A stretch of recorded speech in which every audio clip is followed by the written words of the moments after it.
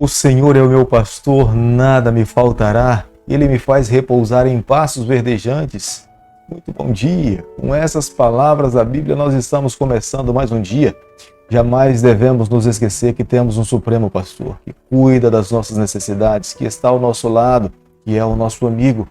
E nesse momento, enquanto nós estamos aqui assistindo esse vídeo, Ele está ao nosso lado aqui a nos acompanhar, a nos assistir, nos proteger, nos amparar. Queremos cada dia nos colocar nos seus braços, amá-lo cada vez mais, viver uma vida de obediência a esse Supremo Pastor. Quero deixar com você também nesta manhã uma parte da palavra do Senhor do livro de Salmo, capítulo 119, versículo 170, onde a Bíblia diz o seguinte: chegue a minha petição à tua presença, livra-me segundo a tua palavra. Salmo 119, versículo 170. Quando clamamos, queremos ter certeza que o nosso clamor irá chegar até o trono de graça do nosso Pai, a tua presença, e Ele irá nos ouvir, Ele irá nos atender, irá nos socorrer e também irá nos conceder a vitória, livrando segundo as suas infinitas misericórdias, seu infinito amor, a sua infinita graça. É o que nós estamos fazendo nesse momento. É por isso que a cada dia nós dedicamos um tempo da nossa vida, da nossa manhã, do nosso dia, para estudarmos a palavra do Senhor. E nessa manhã eu convido você a ter nas mãos a palavra de Deus no livro de Jó, capítulo 37, o verso 1 e o verso 2. Sobre isto treme também o meu coração e salta do seu lugar. Dai ouvidos ao trovão de Deus, estrondo que sai da sua boca. Nunca foi fácil para o ser humano entender na sua plenitude as ações de Deus. Quando se trata do sofrimento desse mundo, se nós não tivéssemos a compreensão do grande conflito, nós também teríamos uma extrema dificuldade para entendermos quem é o causador de todo o bem e de todo o mal que cai sobre essa terra. No capítulo que nós estaremos estudando nessa manhã, encerra todas as discussões humanas. Fica evidente para nós como é difícil para o ser humano entender o tema do sofrimento que assola o planeta Terra. Para que nós possamos ter uma compreensão adequada a respeito do sofrimento, é necessário estudarmos a teologia, é necessário compreendermos o grande conflito. Nós carecemos da revelação divina para que Deus nos mostre, para que Deus nos ensine como é que nós devemos viver e compreender o tema do sofrimento. Até agora, todos os amigos de Jó que se manifestaram, nenhum deles conseguiu dar uma resposta convincente a respeito do sofrimento. Até o jovem Eliú, que se portava como sendo o mais sábio entre os seus amigos, embora fosse o mais novo, tinha uma maior maturidade para expressar as verdades. Eliú, mesmo sem ter um pleno conhecimento de onde adivinha todo o sofrimento,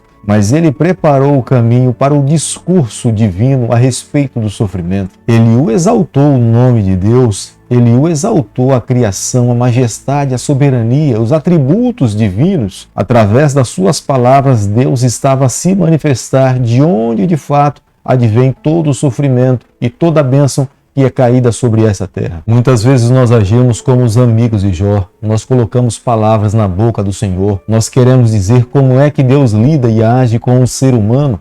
O Deus que nós servimos é um Deus transcendente, é um Deus onipotente, os seus atributos lhe tornam Deus. Muitas vezes as nossas declarações é como se Deus não estivesse interessado em nós, nos nossos problemas, ou como se Ele estivesse ausente, mas Deus se importa conosco, Ele vai agir, Ele vai se manifestar.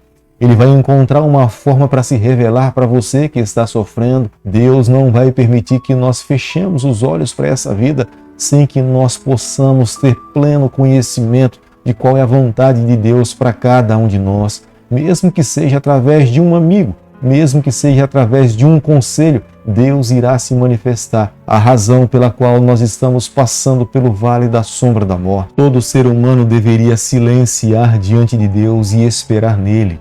Crer no braço do Onipotente, refletir nas suas ações. A natureza fala a respeito de Deus, a palavra de Deus é uma declaração viva da vontade do Senhor para cada um de nós. Em Jesus Cristo nós encontramos a plenitude da vontade, da revelação de Deus, nos ensinando o caminho que nós devemos seguir. Qual é a sua vontade para todos nós? Se Jesus Cristo, o Filho de Deus, passou por morte e morte de cruz, quem somos nós que vivemos nessa terra, seres humanos pecadores, que somos a razão do amor e do sofrimento do nosso Deus, que também não podemos sofrer? Eliú, na sua tese, ele começa a abrir os olhos dos seus amigos e de Jó de como é que Deus conduz esse planeta.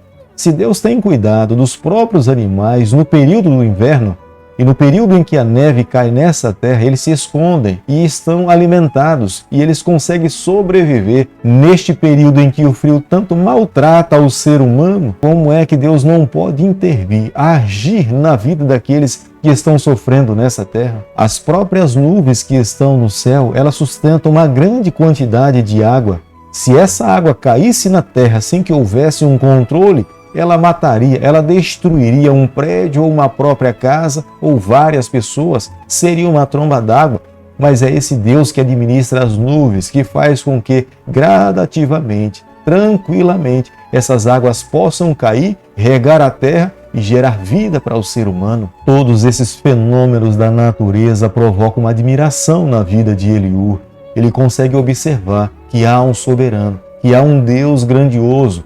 Se esse Deus se preocupa em administrar a natureza, esse mesmo Deus terá atenção em cuidar dos seus filhos que se encontram nessa terra. Quando nós lemos no versículo 17, Eliú falando a respeito do vento siroco, que ele machuca, que ele castiga a natureza, até os próprios pássaros se escondem para que eles não possam ser oprimidos por esse vento tão quente. Ele consegue compreender se a natureza e até os animais têm sabedoria para lidar com a própria natureza, como é que não existe um soberano para administrar, para cuidar e proteger os seus filhos que estão vivendo nessa terra? Todo ser humano que vive nessa terra, conclui Eliú, é um ser humano limitado. Fomos criados por Deus, temos uma vida curta, mas somos submissos a um Deus onipotente. Os seus atributos lhe tornam Deus. Ele é onisciente, ele é onipotente, ele é autotranscendente, ele é imutável. Não temos como comparar Deus conosco, ele é soberano. Mas o problema de Eliú e dos seus amigos era tentar julgar a condição de Jó.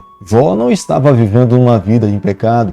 Jó não estava acariciando no seu coração algum mal. Embora Jó fosse um pecador, um ser humano como eu e você, mas Jó não acumulava, não acariciava pecados na sua vida.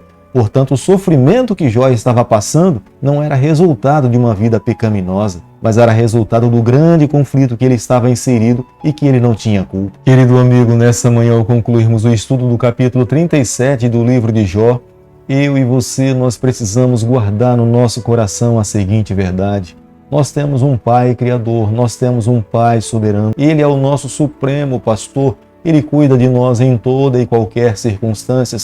Por mais que forças adversárias, por mais que alguns que se digam nossos amigos, falem mal de nós, ou nos julguem, ou nos critiquem, nós precisamos continuar acreditando. Nós temos um Deus Criador que cuida dos mínimos detalhes da nossa vida. Nesse exato momento Ele está aí ao teu lado, a ouvir a tua oração.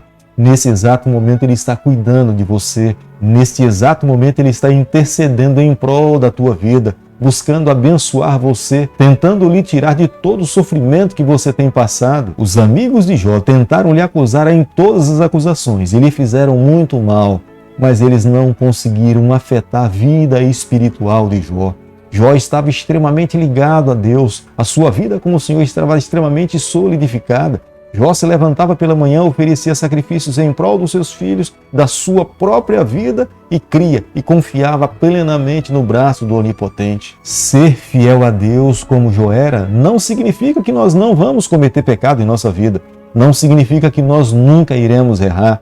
Isso também não significa que Jó não tenha cometido erros na sua vida, mas o que importa, mas o que de fato nos ensina é que a cada dia nós temos que nos colocar diante dos pés do nosso Pai. Temos que abrir o nosso coração, temos que oferecer os nossos sacrifícios vivos, confessando, abrindo o nosso coração, renunciando à nossa vontade para vivermos a vontade do Senhor.